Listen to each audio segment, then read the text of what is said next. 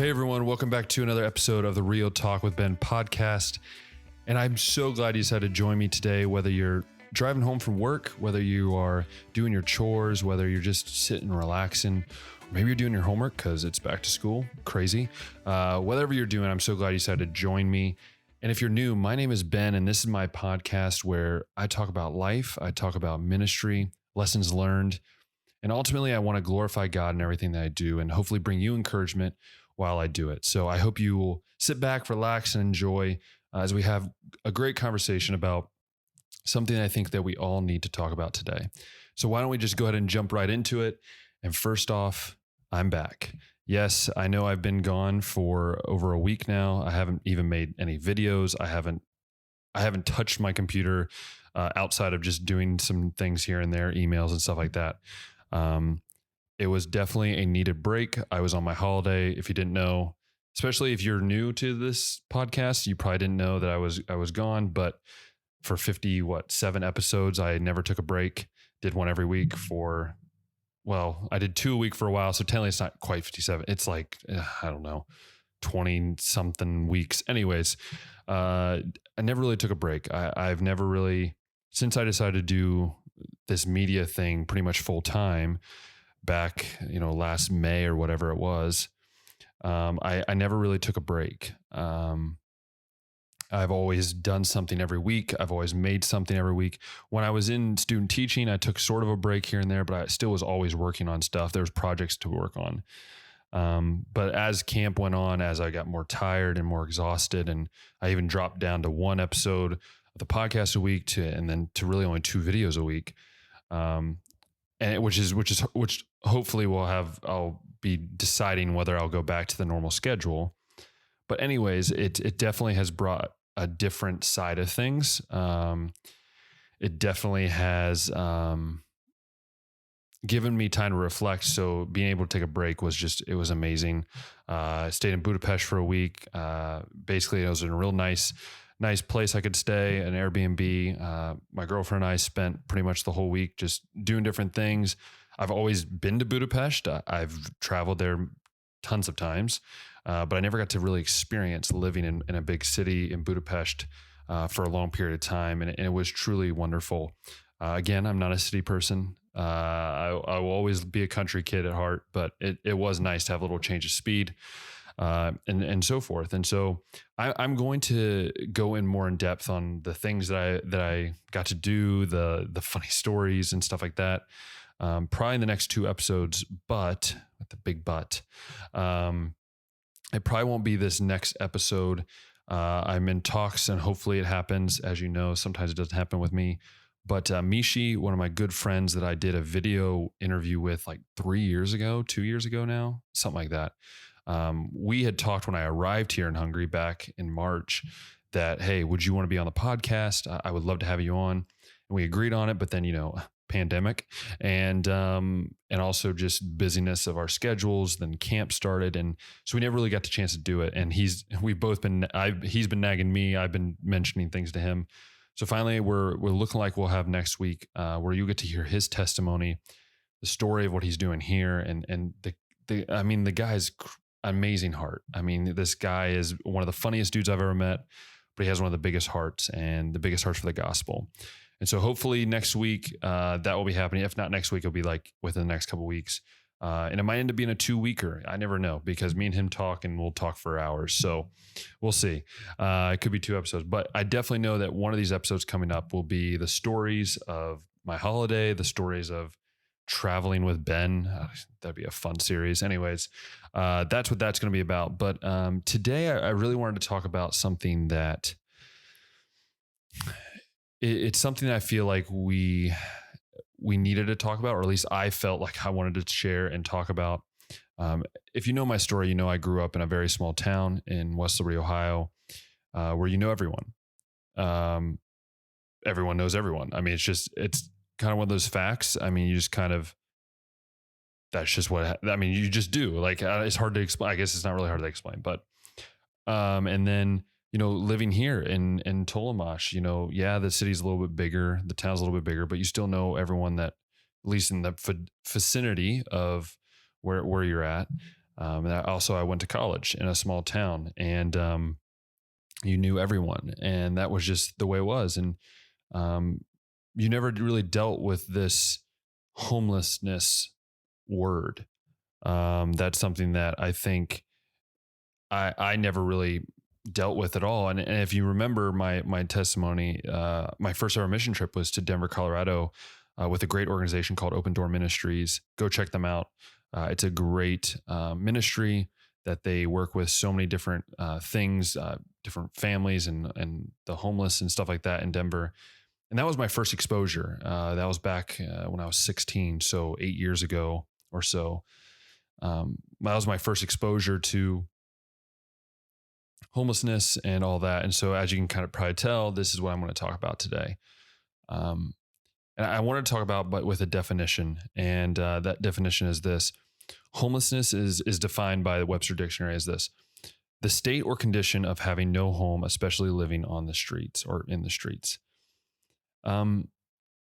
This is something, again, that I didn't really deal with growing up. You would hear about it, you would watch the news, and you would see it. But I feel like today you don't see a lot of this. I think a lot of people see it as this part of life type thing.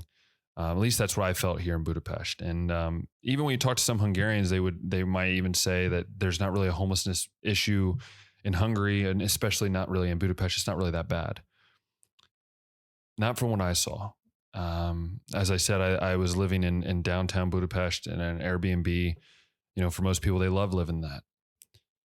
And I would walk down every day. I would meet my girlfriend outside, and we'd go walking through the streets. We'd go on the metro and things like that, and just do things together, But as I would walk, I would see the same street I was living on, people sleeping on the ground, sitting on the ground, trying to go down and pick up cigarette butts so they can smoke a little bit more. Begging for money, begging for food. That there was even some that would just sleep, go through the trash. We went to McDonald's one morning. A guy asked me for food out of my tray, and I said I didn't have any. He went over to another tray and grabbed food off of it and ate it, half-eaten food. And through this whole week, I would see this every day, more and more, in the subway and on the tram stops, everywhere I went. I felt like I was surrounded. But I noticed something. Not a single person, whether you're Hungarian, whether you're American, whether you're international, I never saw one person stop and talk with them. Never one person stop and maybe give them some food. And not one person stop and just pray for them. I guess when I was looking at that, I was confused that you have people in your city that are struggling, and maybe there are people. I know there's a ministry that they work with the homeless, and there's homeless shelters and stuff like that. But I mean, the fact that I obviously don't have the numbers of stats and stuff like that, which I wish I would have, but I don't. But even talking with my girlfriend, the idea of that there are sometimes like the homeless people have to be off the streets by like sometime at night. I don't remember the exact time. And there's nowhere for them to go. There's nowhere to go. The homeless shelters, they don't always want to go there because once they get something, it might be stolen or whatever. And again, I'm not saying that no one helps them out in the street. I'm not saying anybody doesn't talk to them. From what I saw, this is my personal experience. I'm not trying to put my word in for everyone else's, because I'm sure people have experienced different things. But I know when I was growing up, you would see someone homeless on the side of the street or in a bigger city, and my dad would always say, and I would have other people say, well, they're just there to beg for money for drugs and for alcohol and stuff like that. And maybe they're right. Maybe there are some that are just there for that. But why is it our job to judge what they are? Again, that my personal opinion is I will never give money to a homeless person. I won't. Because again, I don't know what they're going to use it for. But what I will do is try to do something for them. And I really was getting frustrated as the week went on. One, because I just would see people walk by and just like almost walk like a half circle around them because they just didn't want to get near them. Or I would see People just talk about them. I don't even understand the language, but I know that's what they were doing. And I started getting more frustrated that the people of that city do not care about their homeless people. I was getting more frustrated because myself, I realized that as the week went on, I'm playing into this. I'm doing the exact same thing. So I remember, for some reason, it was like one of the last few nights I was in Budapest, and we were getting KFC because, let's be honest, KFC is better in here than it is in the States. Sorry, just saying. Anyways, beside the point. And we ordered food, and I ordered extra food than I knew I was going to eat. And for some reason, I just felt really like convicted in my heart. Like I need to do something. And I remember we were finishing up, and I was like, hey, to my girlfriend, I was like, hey, can we just go find someone that needs food? Right. And we walked around, and it's weird because this is the one time of all the time throughout the week that we couldn't find anybody that was homeless. We couldn't find anybody. It was at night, so some of them were starting to go away, but finally we came around and found this man that was losing his sight. His sign was upside down, and I handed him the chicken, and I had Rebecca translate for me, and we realized his sign was upside down, so we fixed it, and she read the sign, and in Hungarian it said, I just would like some food.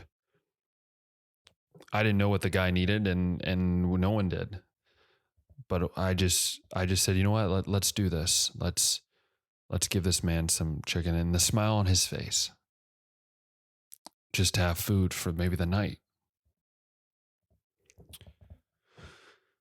So what are my thoughts? What have I thought after this week? And it's something that I struggled to watch every single day. And I know that there are people all over this world that are homeless. There's people in my own country that are homeless. And I think I was just a part of the rest of the world when I would just oversee them. But for some reason, God put it on my heart this past week to really look at that and to see the struggles people go through.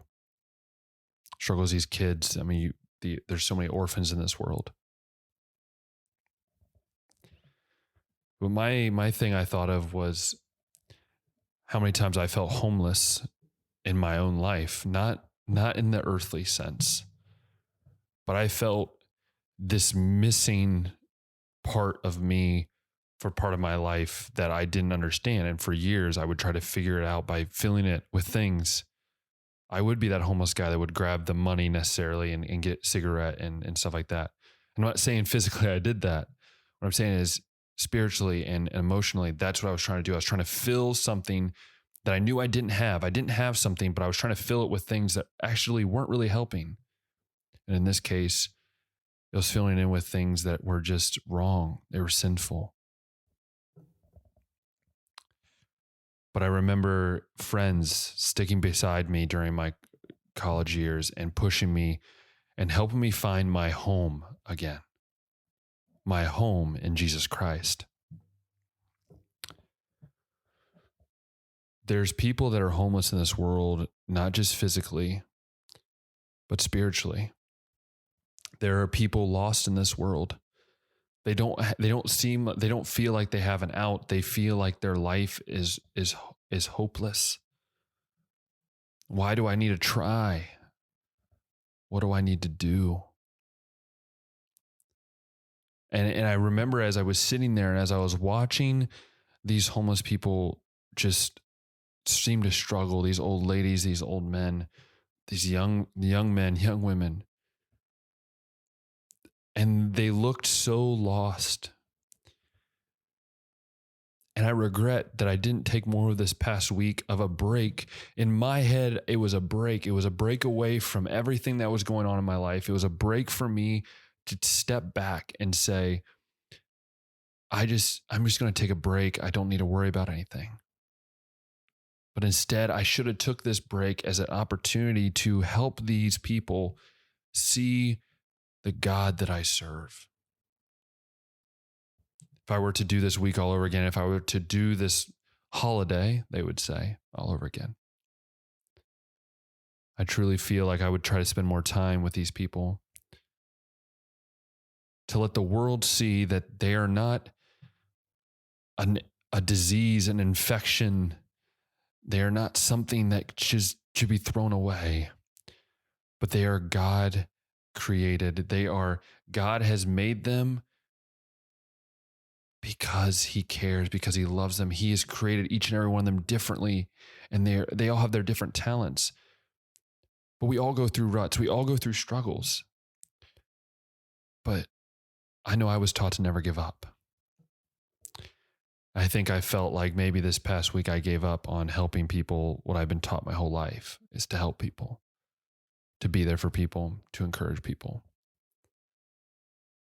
And so I kind of was thinking, as I was thinking through this and as I was thinking of what to say, and again, I have very short notes. I don't really have anything. I didn't know what I wanted to say. In fact, I didn't even record this on a Wednesday, which I normally record a podcast on. I'm recording this literally of the day you're listening away when it goes live. Because I wanted to just come from the heart. And I don't know how this is going to change for me. I don't know how this is going to shift for me. I don't know what I'll do in the future when I come across this. I hope I make different choices and stuff like that. But I think during a pandemic, we are so scared of everything going on, whether that's the media feeding it, whether that's the truth that's happening, whatever it is, that sometimes I feel like we don't always take the opportunity to help those that need the help the most. And so I wrote a thing down. I was like, what can we do? What can we do not only as a body of believers, but what can we do as humans, as citizens of whatever country you're living in? And I think the big thing is that we can just love on them. Don't walk around them. Don't make it dramatic. Don't even shrug at them or look at them wrongly. Maybe ask them if they need anything. Maybe go to McDonald's, grab a burger, some fries or whatever, and go give it to them. Because God has called us to love everyone. Jesus and God, they're one and the same, but they love everyone. They don't just pick and choose. God loves me just as much as he loves somebody else. I know I need to be better. And I believe we all need to be better at loving those who the world tells us we shouldn't love. We need to love those who the world says they're hopeless, they're a waste of time. Aren't we all technically a waste of time? We've all sinned. God didn't have to send his son to die on the cross for us.